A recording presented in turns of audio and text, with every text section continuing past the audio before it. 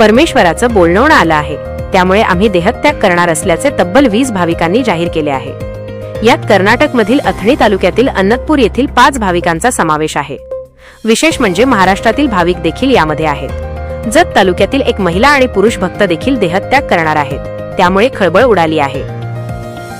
देहत्याग करण्याच्या भक्तांच्या घोषणेनंतर प्रशासन देखील हादरून गेले आहे। 6 ते 8 सप्टेंबर दरम्यान अनंतपूर येथे महापूजा होणार आहे। या महापूजेचा समारोप देहार्पणाने होणार आहे। हे सर्व भक्त रामपाल महाराज यांचे आहेत। देहत्याग करण्याची घोषणा करणाऱ्या तुकाराम इरकर याने सांगितले की त्यांनी रामपाल महाराजांकडून दीक्षा घेतली आहे। महाराजांकडून तीर्थ घेत आम्ही देहासह वैकुंठाला जाणार आहोत। देहत्याग करणाऱ्या 20 भक्तांमध्ये मूळचे उत्तर प्रदेशचे असलेले मात्र पुण्यात स्थायिक झालेल्या 10 भाविकांचा समावेश असल्याची माहिती आहे।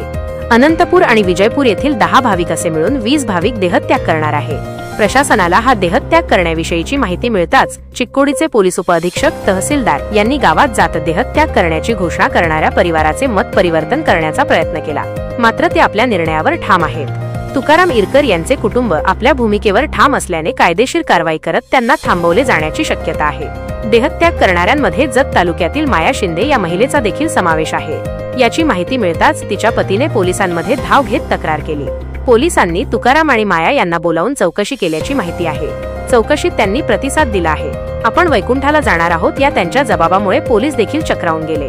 त्यानंतर त्यांनी या प्रकरणी कर्नाटकातील अथणी पोलिसांना माहिती दिली।